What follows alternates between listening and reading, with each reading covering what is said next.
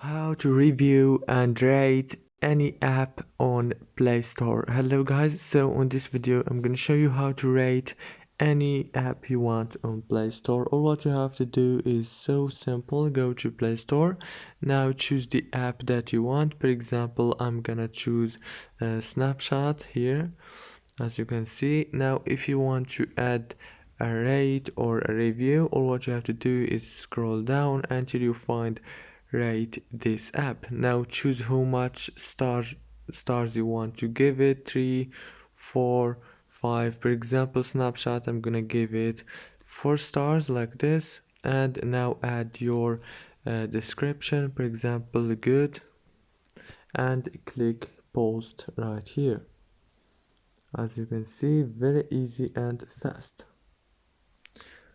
And yeah, that's it. I just did my review. Very easy, and I hope this video was helpful. Don't forget to like, subscribe.